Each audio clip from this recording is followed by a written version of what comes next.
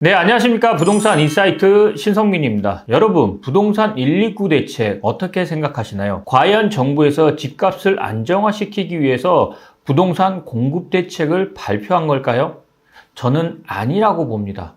정부에서 이번에 129 부동산 대책을 발표한 가장 큰 의도는 뭐냐면은 정부의 마지막 경고다. 그리고 다음에는 보유세 폭탄을 날릴 거다 라는 게 정부의 정확한 숨은 의도라고 말씀드리고 싶습니다. 정부의 129 부동산 대책으로 과연 집값이 안정화될까요? 안정화는 안 될 겁니다. 그리고 이 부분은 정부에서도 알고 있을 겁니다. 그러면은 정부에서 그 다음으로 쓸 수 있는 카드가 뭘까요? 바로 세금 강화입니다.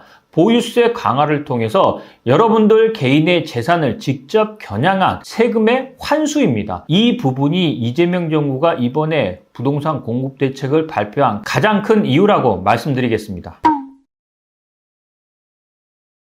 정부에서는 이번에 정말로 영끌해서 공급 대책을 발표했습니다. 국토부 장관이 직접 얘기했죠. 쓸 수 있는 땅은 모조리 긁어 모아서 공급하겠다라고 했을 정도니까요. 얼마나 정부에서 고심했는지 잘 알 수 있는 부분입니다. 특히 용산의 국제업무지구에 1만 가구, 그리고 주변에 3천 가구까지 포함해서 용산에만 13,000가구, 그리고 과천에 9,800가구, 성남에도 6,300가구를 공급하겠다고 했습니다. 용산이라든가 과천이라든가 성남이라든가 태릉이라든가 정말 말만 들어도 입지적으로 정말 끝내주는 지역이죠. 그리고 이렇게 공급하는 물량에 우선적으로 청년 그리고 신혼부부에게 배당하겠다고 했습니다. 젊은 세대들에게 주거 걱정을 하지 않겠다는 정부의 의지라고 볼 수 있습니다. 하지만 이런 부동산 공급 대책 뒤에는 치명적인 약점이 있습니다.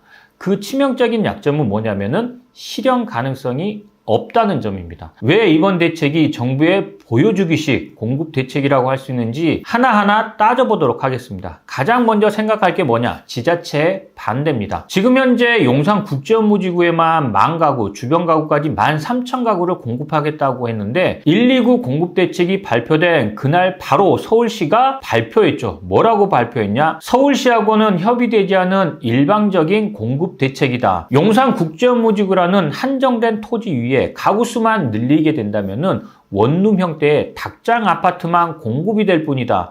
자, 그렇게 된다면은 그 주변에 그리고 국제무지구에 기반시설이라든가 아니면은 도로라든가 학교라든가 편의시설 이런 것들은 어떻게 될까요? 안 그래도 용산 같은 경우에는 기반시설이라든가 편의시설이 부족한데 여기에 원룸형 닭장 아파트가 들어서게 된다면은 용산은 그만큼 값어치가 떨어지는 지역이 될 겁니다. 과연 용산 주민들도 이런 닭장 아파트를 원할까요? 아니면 럭셔리한 주거단지를 원할까요? 이렇게 지자체 그리고 주민들의 동의 되지 않는 일방적인 공급 대책은 실패할 수밖에 없다는 게 첫 번째 이유입니다. 그리고 두 번째로는 주민들의 반대입니다. 특히 태릉이라든가 과천 같은 경우에는 문화유산으로 지정되어 있거나 아니면은 녹지 자체가 굉장히 좋은 지역입니다. 특히 태릉은 세계 문화유산으로 등재되어 있는데 자, 이런 문화유산 자체를 완전히 무시하고 주택을 공급할 수 있냐? 그리고 공급한다고 하더라도 6,000세대가 넘는 오피스텔을 공급하는 게 과연 의미가 있냐는 얘기입니다. 더 웃긴 게 뭐냐면은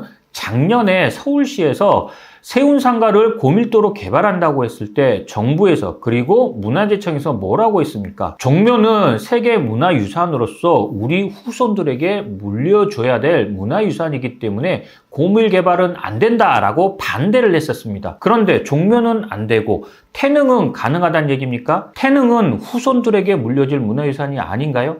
자, 이러기 때문에 민주당이라든가 이재명 정부에게 내로남불이라는 얘기를 많이들 하는 겁니다. 왜 정부에서 진행하면은 가능하고 서울시에서 진행하면은 불법인지 이렇게 다른 잣대를 들이대다 보니까 주민들이 반대하는 부분이 바로 두 번째 이유라고 말씀드릴 수 있고 마지막 세 번째 문제는 단기적으로 공급이 없다는 점입니다. 이번에 정부에서 발표한 공급 대책은 지금 당장 시작한다고 하더라도 입주까지는 최소 7년에서 8년입니다. 그러면은 현재 집값을 안정화시키기 위해서 공급대책을 발표했는데 단기적으로 집값을 안정화시키는 방법이 있나요? 단기적으로 집값을 안정화시키는 방법은 없습니다.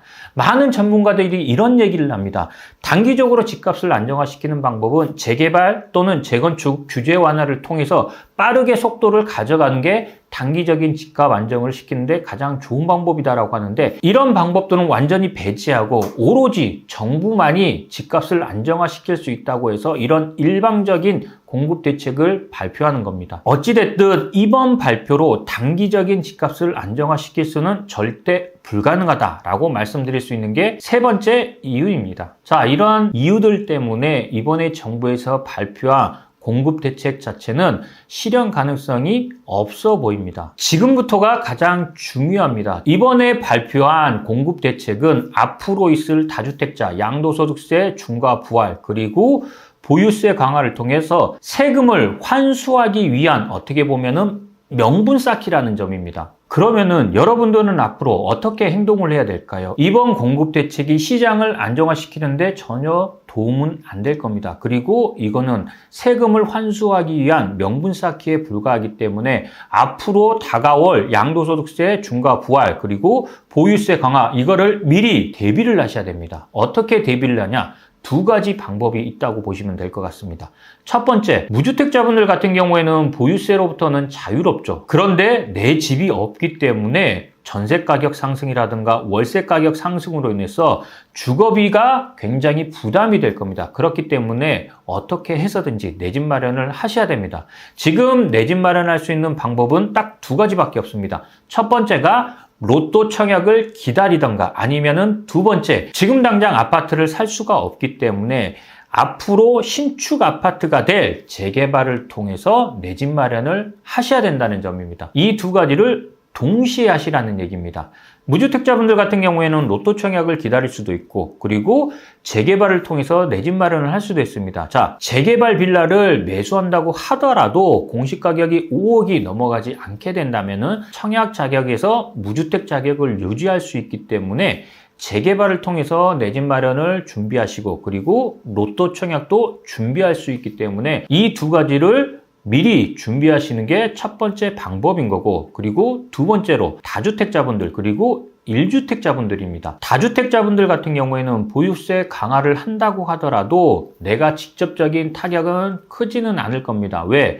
다주택자분들 같은 경우에는 대부분 임대, 전세나 월세를 주고 있기 때문에 보유세가 강화가 된다면은 전세 가격을 올리거나 월세 가격을 올려서 이런 보유세를 충당을 하게 될 겁니다. 그렇기 때문에 다주택자분들 같은 경우에는 보유세 강화를 한다고 하더라도 그렇게 크게 영향을 받지는 않을 겁니다. 문제는 뭐냐면은 1주택자분들입니다. 자, 1주택자분들 중에서 신축 아파트 같은 경우에는 대부분 해당이 될 거고, 구축이나 준신축을 가지고 있는 1주택자분들 같은 경우에도 최근에 부동산 가격이 많이 상승하면서 공시가격도 많이 올랐습니다. 그래서 웬만한 30평대 아파트 같은 경우에는 공시가격 12억이 넘어가게 된다면은 종합부동산세 부과 대상이 될 겁니다. 그러면은 1주택자분들 같은 경우에는 직접 거주하는 분들이 많기 때문에 종합부동산세에 직접적으로 타격을 받을 수밖에 없습니다. 자, 그런 분들 같은 경우에는 내 자산의 포트폴리오를 미리미리 준비를 하셔가지고 올해 하반기부터 종합부동산세가 부과가 된다면은 이 세금 부분을 미리미리 대비를 하셔야 될 겁니다. 한 가지 더 말씀을 드리면은 많은 사람들이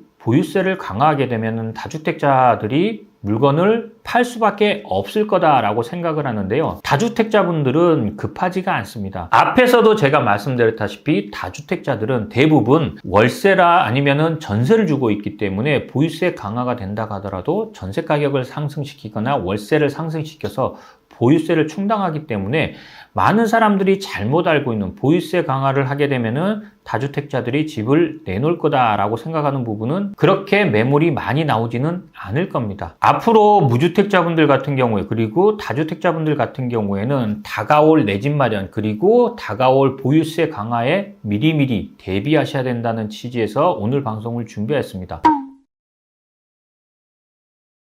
오늘 방송은 정부의 129 부동산 대책에 숨어있는 의도를 파악해서 앞으로 다가올 보유세 강화, 세금 강화에 미리미리 대비하셔갖고 여러분들의 소중한 자산을 지키는데 도움이 되드리고자 오늘 방송 영상을 준비하였습니다. 오늘 방송 영상 중에서 재개발을 통해서 내 집 마련을 할 수 있는 좋은 방법, 그리고 좋은 지역에 대해서 궁금하시다면은 위에 나가는 전화번호나 아래 고정 댓글에 상담 신청을 하시게 된다면은 재개발을 통해서 좋은 지역에 내 집 마련을 할 수 있는 자세한 방법을 알려드릴 테니까요. 많이들 이용하셨으면 좋겠습니다. 그리고 제가 매주 토요일 1시에 오프라인 무료 세미나를 진행하고 있습니다. 이 세미나에 참석하시면은 여러분들이 알지 못했던 좋은 부동산 재테크 정보들을 알려드릴 테니까 많이들 참석하셔서 좋은 정보들 받아가셨으면 좋겠습니다. 다음 이 시간에는 더 좋은 내용, 더 알찬 내용으로 다시 찾아뵙도록 하겠습니다. 감사합니다.